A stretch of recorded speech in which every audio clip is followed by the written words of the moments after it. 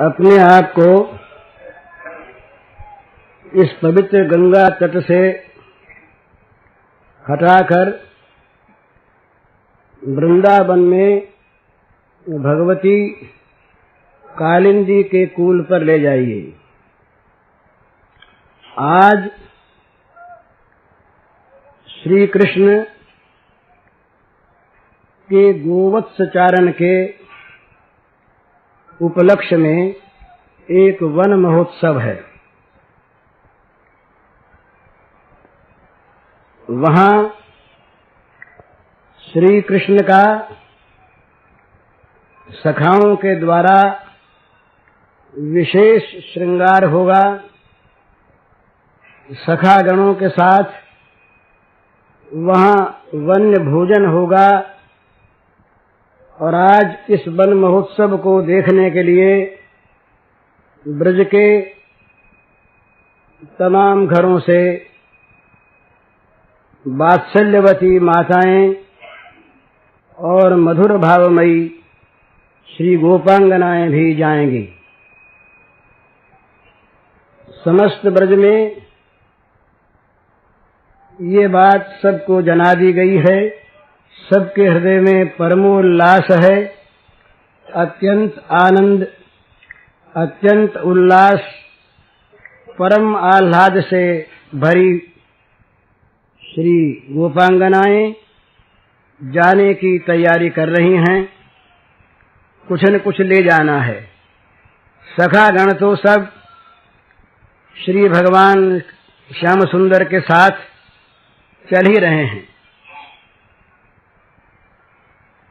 पीछे पीछे कुछ बछड़े और कुछ गायें भी हैं।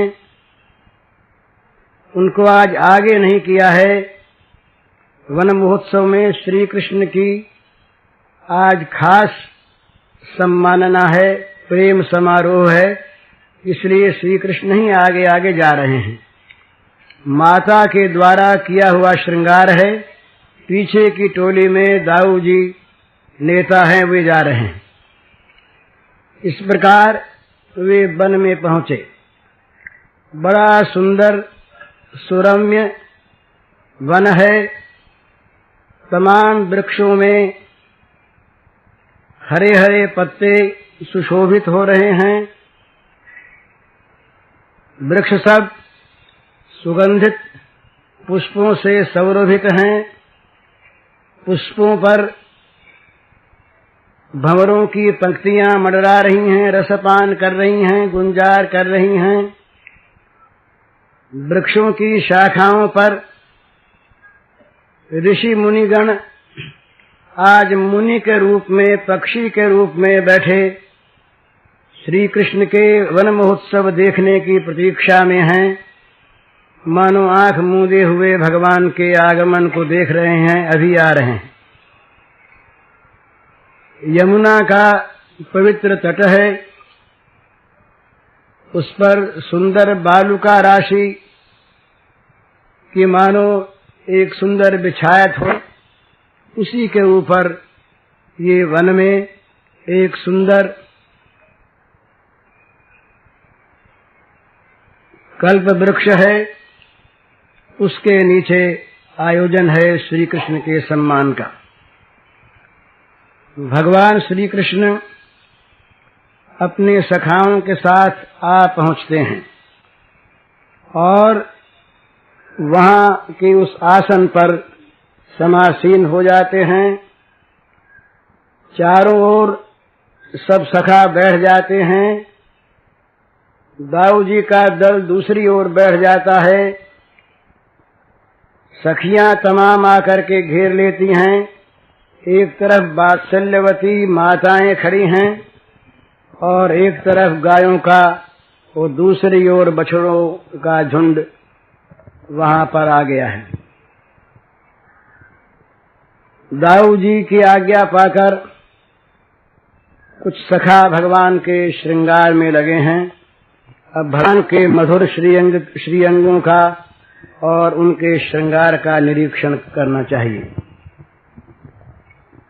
भगवान श्री कृष्ण श्याम सुंदर लगभग 11 वर्ष की अवस्था के से सुकुमार बालक हैं। उनके श्रीअंग परम सुशोभित हैं। उनके श्री विग्रह का वर्ण नील श्यामाभ उज्ज्वल आभा संयुक्त है, अर्थात मूल में नील वर्ण है, नील वर्ण पर श्यामता है, पर वो श्यामता रूखी नहीं है, वो श्यामता सरस है। वो श्यामता सरसता के साथ समुज्ज्वल है और उसके ऊपर एक उज्ज्वल श्वेत आभा तेज छाया हुआ है। इस प्रकार भगवान के श्री अंग का, भगवान के श्री विग्रह का वर्ण नील श्यामाभ उज्ज्वल आभा पूर्ण बड़ा तेजस्वी चमक रहा है। ये देखकर आप सोचिए कितना सुंदर है। नीलिमा में आभा युक्त श्यामता है और उस आभा युक्त श्यामता के चारों ओर उज्ज्वल आभा प्रसरित है। ये भगवान का सुंदर बड़ा मनोहर देव मुनि मनमोहक श्री विग्रह का वर्ण है। भगवान के श्रृंगार की तैयारी हो रही है। भगवान का प्रत्येक अंग अत्यंत सुषमापूर्ण है। भगवान के श्री अंग से एक बड़ी मनोहर मधुर दिव्य गंध निकलकर तमाम वहां के प्रदेश में प्रसरित हो रही है।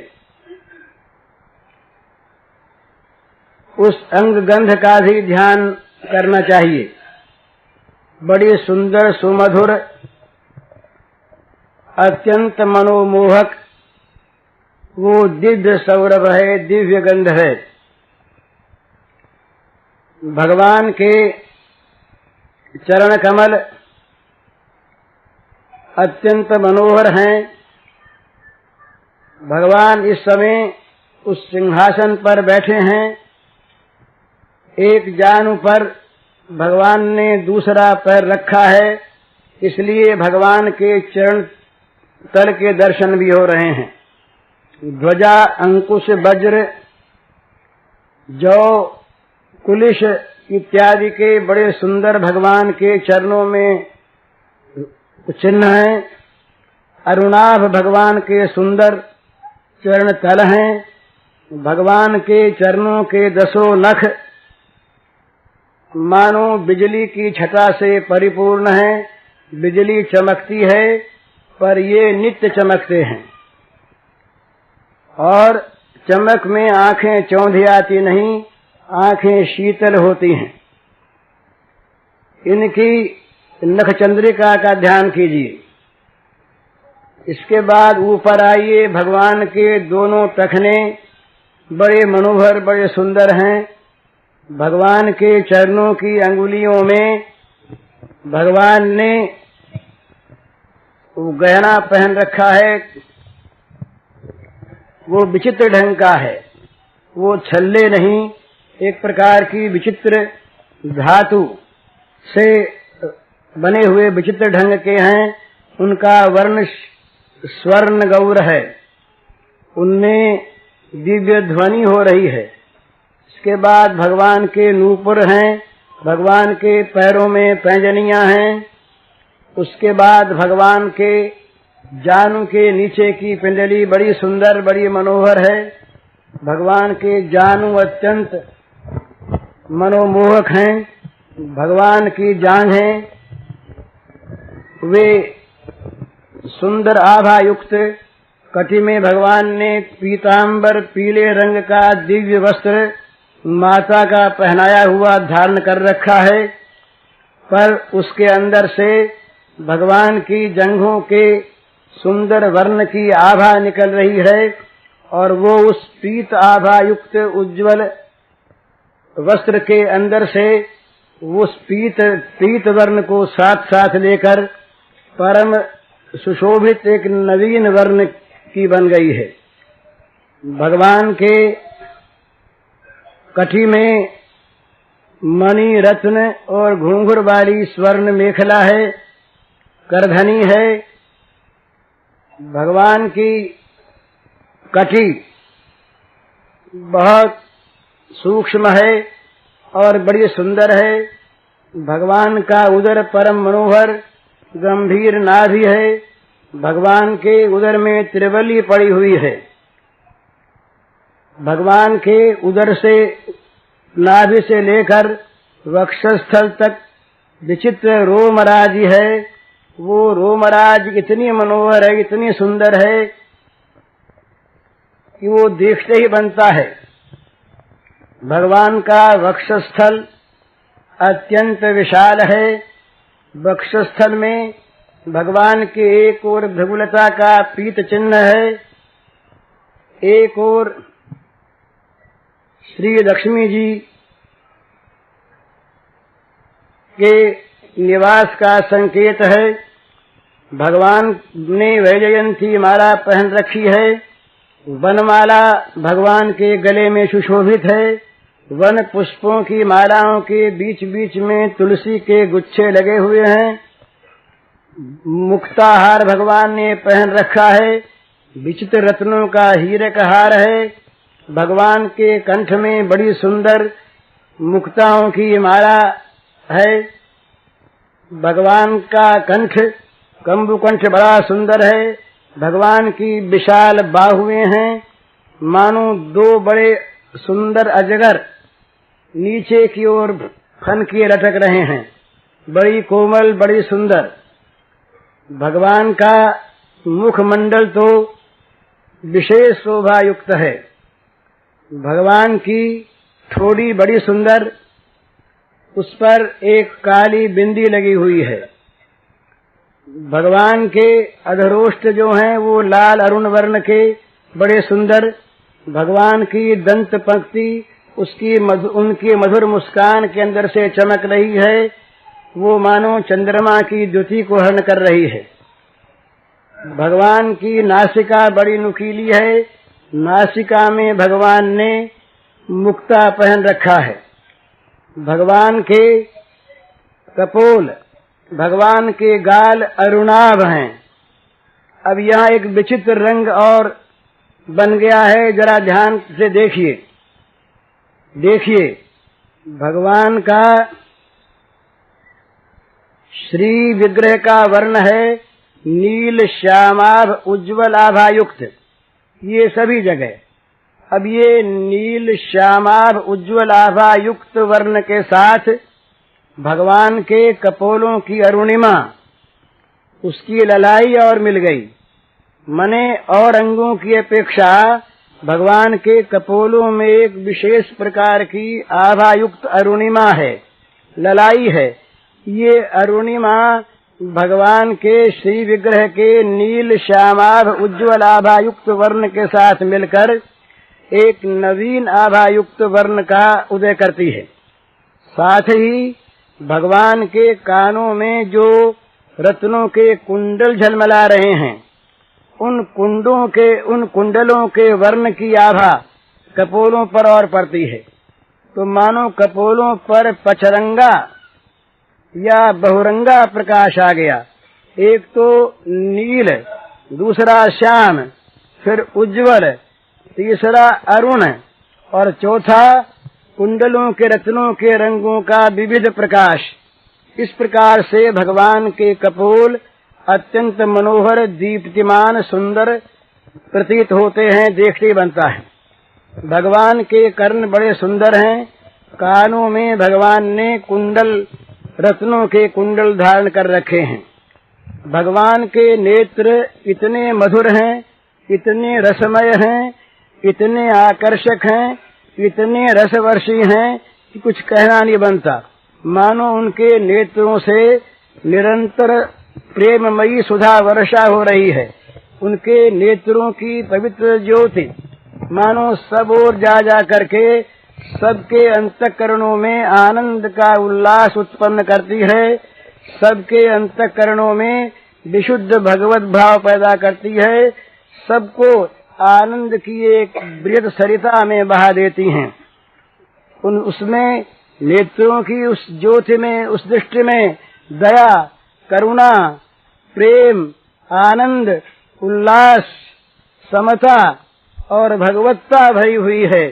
वो नेत्र की दृष्टि जिस तरफ जाती है उसी तरफ वो आनंद की सरिता बहा देती है। इस प्रकार भगवान के सुंदर नेत्र हैं। भगवान की नुकीली कुटीली भौवें हैं। भगवान की भौवें इस समय बड़ी सुंदर मोहक हैं। जब वो शत्रु के सामने भौवें टेढ़ी होती हैं तो शत्रु को डरा देती हैं, पर यहाँ पर भगवान की आज इस समय जो बड़ी सुंदर भ्रकुटी है, वो भ्रकुटी तो देखने वाले के मन में परमाह्लाद, परम आनंद, परम शांति का उद्भव करती है। जरा नेत्रों की दृष्टि को और भ्रकुटी की मधुर कुटिलता को देखिए, कितना आनंद है, कितना बढ़िया। भगवान का विशाल ललाट है। उस ललाट पर भगवान ने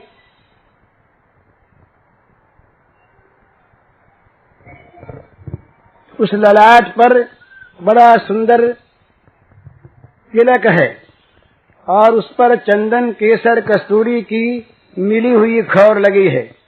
भगवान का सिर बड़ा सुंदर, उसमें घुंघराले काले केश हैं जो भ्रमरों की पंक्तियों को भी लज्जित करते हैं। भगवान की लठें उस केशों की नीचे कर्णों तक आई हुई हैं, उनसे बड़ी शोभा प्राप्त हो रही है। भगवान के मस्तक पर रत्नजटित मुकुट है, उसमें मयूर पिच्छ लगा हुआ है। भगवान एक दुपट्टा अपने गले में और डाले हुए हैं। इस प्रकार ये भगवान के श्री विग्रह का ध्यान करिए, बार बार इसको देखिए और पवित्र भावों को प्राप्त करिए। अब सखा सब लोग श्रृंगार करने में लगे हैं। ये तो भगवान का नित्य मंगल विग्रह का स्वरूप अब सखा श्रृंगार करते हैं। श्रृंगार की वस्तुओं में आम के कोपल हैं, फलों के छोटे छोटे फलों के गुच्छे हैं,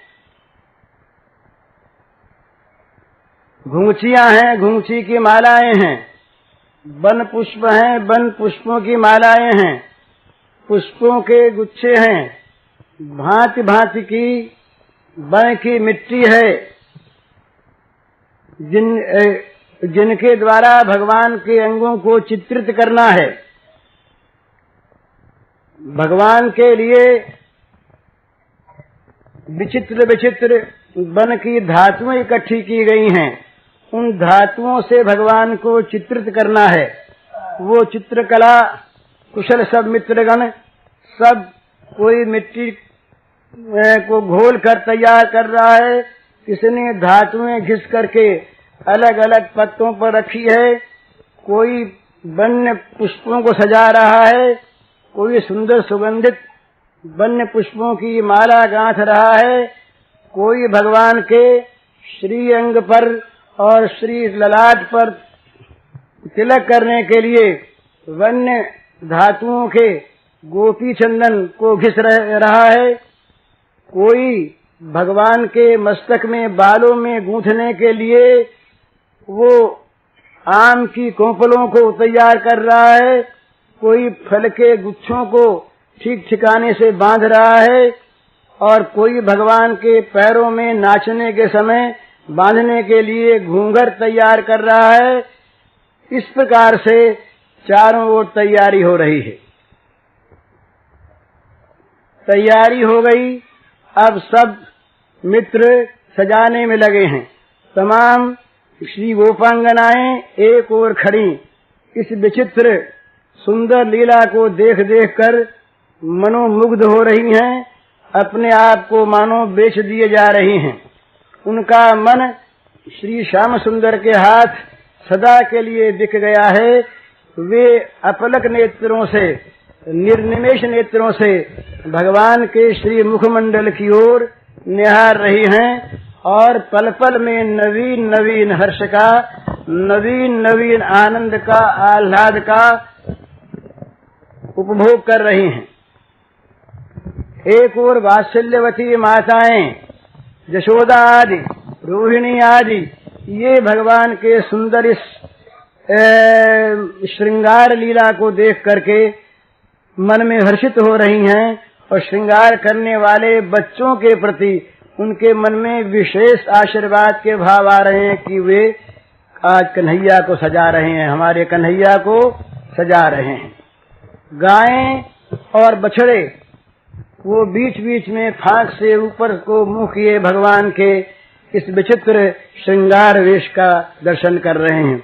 मित्रों ने भगवान के केशों में आमों की कोंपलों को गूंथ दिया। भगवान की शिखा के साथ छोटे छोटे फलों के वो मनोहर गुच्छे बांध दिए। नटवर वपु है ना। भगवान के मस्तक पर नाना प्रकार की धातुओं के तिलक कर दिए। भगवान की बाहुओं पर, भगवान के हृदय पर, भगवान के उदर पर, भगवान के पृष्ठदेश में, भगवान की पिंडलियों पर, भगवान की जंघाओं पर, भगवान के पाददेश में विचित्र धातुओं के द्वारा और वन की मृत्तिका के द्वारा सखाओं ने भांति भांति के चित्र बना दिए। कहीं मयूर है तो कहीं मैना है, कहीं हरिण है, कहीं सूर्य है। इस प्रकार नाना प्रकार के चित्रों से, वो वन धातु चित्रों से उन्हें चित्रित कर दिया। भगवान के गले में बड़ी सुंदर चिरमियों की घुंघचियों की माला बना के डाल दी। भगवान के हाथों में जहाँ स्वर्ण पहुँचे थे और जहाँ स्वर्ण के कंकण थे बाजूबंद, उनके साथ साथ मित्रों ने वो वन्य पुष्पों के साथ साथ चिरमियों को गूंथ गूंथ कर उनके कड़े बनाकर पहना दिए, उनके बाजूबंद पहना दिए, उनकी अंगूठियां बनाकर पहना दी और गले में बड़ी सुंदर वो गुंजा माला मित्रों ने पहना दी। उसके बीच बीच में पुष्प लटक रहे थे। इसके साथ साथ मित्रों ने, सखाओं ने बड़ी बढ़िया वो वन पुष्पों की माला बनाई, बड़े सुगंधित पुष्प और उसमें तुलसी मंजरी के गुच्छे बीच बीच में लगे हुए। इस माला को भगवान के श्री वक्षस्थल पर मित्रों ने पहना दिया। अब एक विचित्र अवस्था हो गई।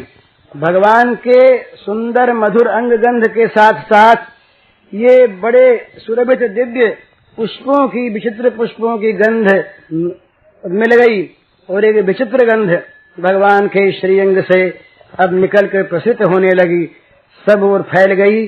जरा उस सुगंध का आस्वादन लीजिए। देखिए कितनी मधुर, कितनी मनोहर, कितनी आकर्षक, कितनी आनंददायक, कितनी सुधामयी सुगंध है। मित्रों ने भगवान के गालों पर भगवान के गालों पर चित्र बना दिए। भगवान ने भगवान की नासिका पर लंबी लकीर वाले चित्र बना दिए और भगवान के वो श्री मुकुट में, रत्नजटित मुकुट में विशेष प्रकार के मयूर पिच्छ, मयूरों के चंदवे लगा दिए और भगवान के पैरों में बड़े सुंदर घूंघर बांध दिए।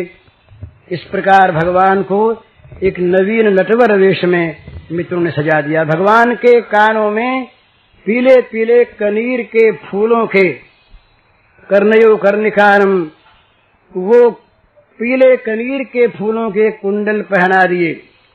भगवान के बालों के गुच्छों के साथ साथ वन्य सुंदर पुष्पों की कलियों के गुच्छे लगा दिए।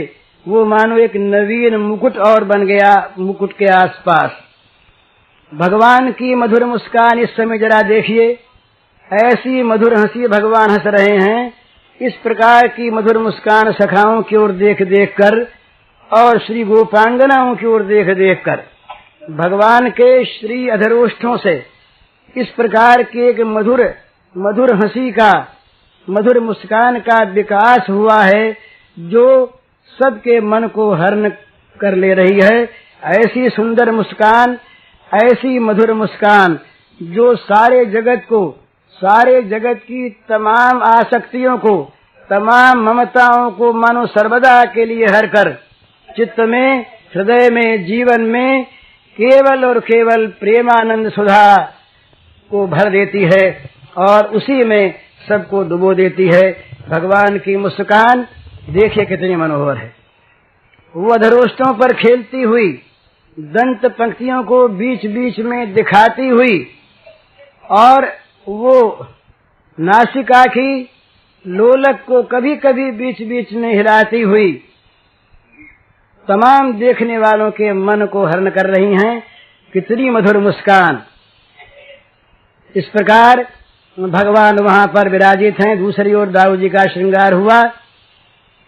अब दाऊ जी वहां से दूसरी ओर चले जाते हैं। संकेत इसी प्रकार का था। यहाँ पर श्री कृष्ण श्याम सुंदर अपनी सखाओं के साथ रह जाते हैं और अब भगवान के हाथ में श्री राम ने ला करके मुरली दे दी। कहा, श्याम सुंदर अब तुम श्रृंगारवान हो चुके, सुसज्जित हो चुके। तुमको देख देख कर हम अत्यंत प्रसन्न हो रहे हैं, पर हमारे कर्ण, हमारे कान अब तुम्हारे मधुर सुर को सुनना चाहते हैं। अब तुम मधुर सुर से मुरली बजाओ। भगवान ने श्री श्याम सुंदर ने मधुर मुरली को, सुंदर मुरली को, मनोहारिणी मुरली को, देव ऋषि मुनि मनोहारिणी मुरली को, दिव्य मुरली को अपने होठों पर रखा और मधुर स्वर भर के उस मुरली के द्वारा मधुर मनोहर गान करने लगे। जरा मुरली की ध्वनि सुनिए, कितनी मनोहर है, कितनी मनोहारिणी है, कितनी आनंदोल्लासकारिणी है। किस प्रकार सुरीले स्वर से बज करके हृदय में ही नहीं तमाम विश्व में फैल करके सबके मनों को हरण कर रही है। आहा, बड़ी सुंदर, बड़ा सुंदर, बड़ा मनोहर मुरली का सुंदर कूजन है। बड़ी सुंदर ध्वनि है, बड़ी उसमें नए नए सुर निकाल रहे हैं, नई नई रागिनियों का उद्भव कर रहे हैं। देवताओं के विमान ऊपर आ गए, ऋषि मुनियों की मंडलियां दूर दूर से आकर के खड़ी हो गई। नारद जी महाराज एक और आकाश में आकर स्थित हो गए वीणा लेकर के। बड़ा आनंद, बड़ा समुल्लास, बड़ी मनोहर झांकी, बड़ी मनोहर झांकी। देवता प्रणाम करके लौट जाते हैं, ऋषिगण प्रणाम करके लौट जाते हैं। अब भगवान के भोजन की तैयारी होती है, वन्य भोजन की। भोजन की सामग्री कुछ तो ये सखागण, आज वन्य महोत्सव था ना, तो वन्य महोत्सव के लिए सारी माताओं ने अपने अपने बच्चों के व्याज से श्याम सुंदर को खिलाने के लिए तमाम बढ़िया बढ़िया चीजें बना बना करके और अपने अपने बच्चों के साथ भेजी। उनका उद्देश्य है बच्चों के बहाने श्याम सुंदर को अपनी चीजें खिलाना। बच्चों के प्रति उनका मोह प्रेम है, वो अब उस प्रकार नहीं रहा। अपने बच्चों के प्रति उनका प्रेम श्याम सुंदर के नाते से प्रेम है। श्याम सुंदर के वे सखा हैं, श्याम सुंदर उनको मित्र मानते हैं, श्याम सुंदर उनके साथ खेल कर प्रसन्न होते हैं, श्याम सुंदर को वे आह्लाद प्राप्त कराने वाले हैं। इसलिए उन बच्चों के प्रति माताओं का विशेष प्रेम है, अपने पुत्रों के नाते उतना नहीं। तो वे माताएं, वे छोटी छोटी माताएं, तरुणी माताएं और प्रौढ़ा माताएं अपने अपने घर के सारे कामों को भूलकर इसी में लगी रहती हैं कि वे स्वयं और उनके बच्चे किस प्रकार से श्याम सुंदर को प्रसन्न कर सकें, सुखी बना सकें।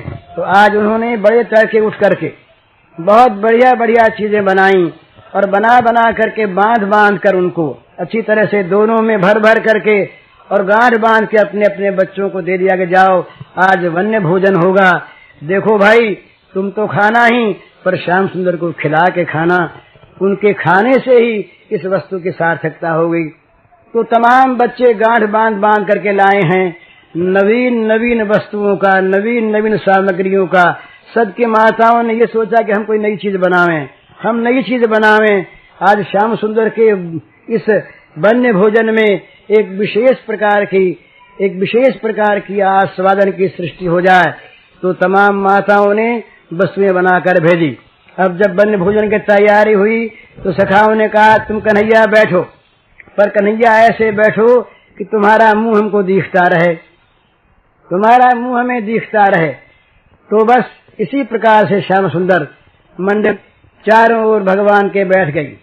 सबको यूं दिखा कि श्री कृष्ण ने हमारी ओर मुंह कर रखा है, हमारी ओर मुंह कर रखा है। अब सबके सामने पत्तलें रख दी गई। पत्तलों में वृक्षों के पत्ते, बड़े पत्ते, कहीं दो दो पत्ते, कहीं कुछ न मिला तो एक छोटी सी पत्थर की ही कोई टुकड़ी ले आए, कहीं कुछ न मिला तो एक छोटी सी पत्थर की ही कोई टुकड़ी ले आए, गोल गोल वही ला के रख दी। कहीं जो बड़े बड़े फूल थे उन फूलों के विशाल पत्तों को बिछा दिया। इस प्रकार से तमाम वो सखाओं के सामने पत्तलें रख दी गई। अब एक एक जना उठा पारी पारी से और अपने अपने पकवान को सबकी पत्तलों में परसने लगा। अब इतने सखा थे, पर वो इतना महान अपना अपना लाया हुआ प्रसाद हो गया कि सबकी पत्तलों में परस जाने लायक सबका हो गया, सबकी पत्तलों में परसा गया। तो क्या क्रम था? सबसे पहले श्याम सुंदर की पत्तल में परसते, उसके बाद दूर जाकर के दूसरे झुंड में दाऊ जी की पत्तल में, और फिर तमाम सखाओं की पत्तलों में। सब लोग अब इतने साथ थे, परसते क्या देर लगी, परसने लगे। अब परसने के बाद अब जब भोजन आरंभ होने को हुआ तब मजाक शुरू हो गया। भगवान ने शुरू किया, उसने कहा अरे ये आम का अचार सड़ा हुआ किसने डाल दिया? मजाक। तो दूसरे ने कहा बड़े तो सीतारामा ने डाला। बोले वही ऐसा करता, नटखट बहुत है ना, तो उसके मुंह में ये जा करके लाल लाल मिर्चा दे दो, उसका मुंह जल जाए।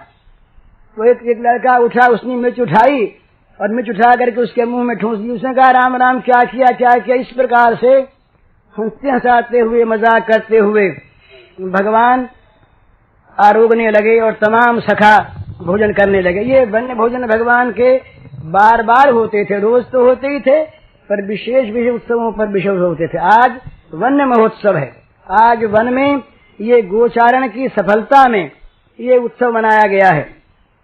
तो तमाम बच्चे और तमाम वो कुल सखागण सब मिलकर हंसते हंसाते भोजन करने लगे। अब यहाँ पर एक चीज हुई, एक बच्चा, उसका नाम था ललित। उस ललित की माँ ने एक विशेष चीज भेजी थी। अब वो ललित की माता की विशेष भेजी हुई चीज वो पहले देना भूल गया।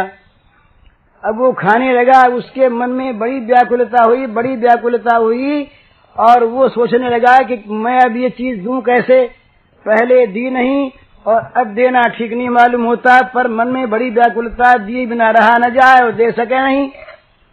तो अंतर्यामी श्री कृष्ण सब जान गए। उन्होंने कहा भाई देखो, किसी ने चोरी तो नहीं की है ना, माता की भेजी हुई चीज माताओं की हमको न देकर किसी ने रख तो नहीं ली, हम पत्तलों को देखेंगे। तो श्याम सुंदर उठे और सबकी पत्तलों को देखते रहे। देख ललित के पास पहुंचे तो बोले हाँ ये बेईमानी थे ने कि ये चोरी की माँ की भेजी हुई चीज दिन उठा के खा गए।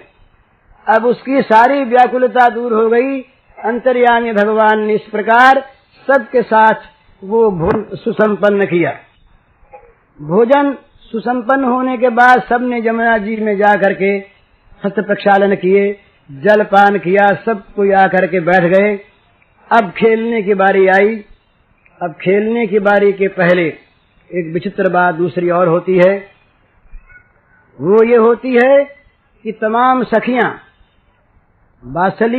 जो वात्सल्यवती माताएं थी वो तो गईं, ये तमाम सखियां जो रही श्री गोपांगनाएं, ये गोपांगनागण रहीं, और रहे ये ब्रज के गोपगण, और रहे भगवान श्याम सुंदर।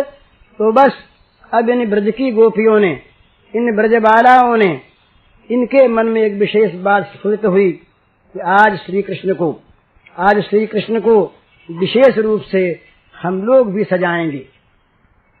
वो माँ सजाती हैं रोज, तो माँ का सजाना देख करके इनके मन में हमेशा आया करती थी कि हम भी सजावें, और रोज रोज सखा सजाते, सखाओं को सजाना देखकर इनके मन में आती कि हम भी सजाएं श्याम सुंदर को। तो जरा ध्यान कीजिए, श्याम सुंदर वन्य भोजन करने के उपरांत फिर उसी कल्पवृक्ष के नीचे सिंहासन पर आकर आसीन हो गए हैं।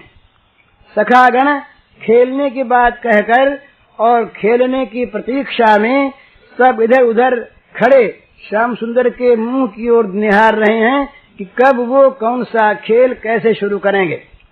इसी बीच में गोपांगनाओं के मनों में ये बात आई, अब गोपांगनाएं विशेष सजाने के लिए अपने घरों से अपनी अपनी इच्छा रुचि के अनुसार गहने लाई थीं, कपड़े लाई थीं, चंदनादि लाई थी और पुष्पादि की मालाएं लाई थी।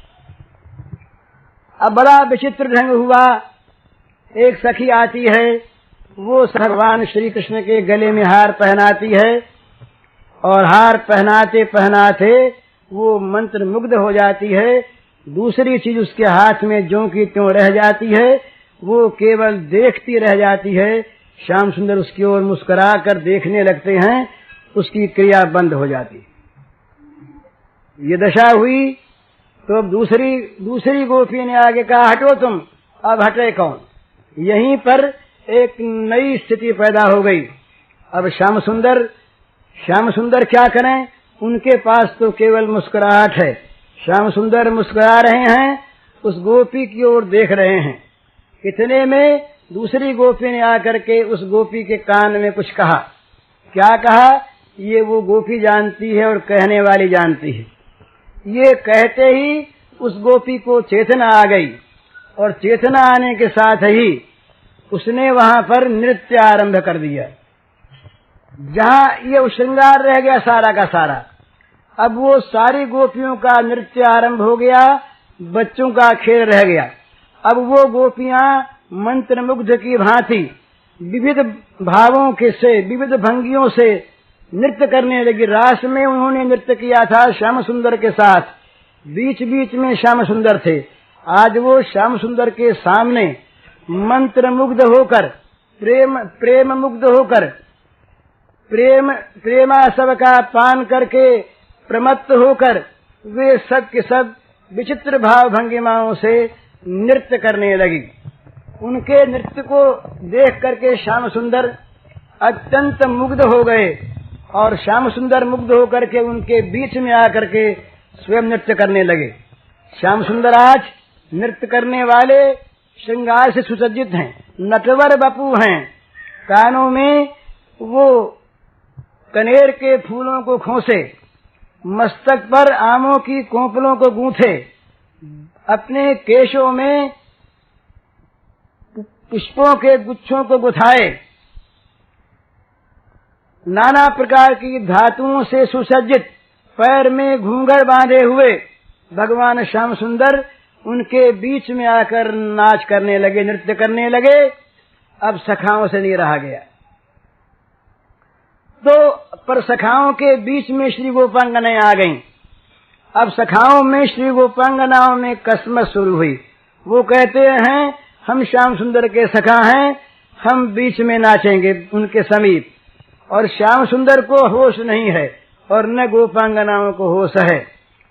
ये आनंद रोल उठा। वन के पशु पक्षी तमाम निर्निमेष नेत्रों से सब के सब उनके आंखों की पलकें पड़नी बंद हो गई। वे सब वृक्षों की डालियों पर बैठ बैठ करके इस आनंद महानृत्य का दर्शन करने लगे। बड़ा सुंदर।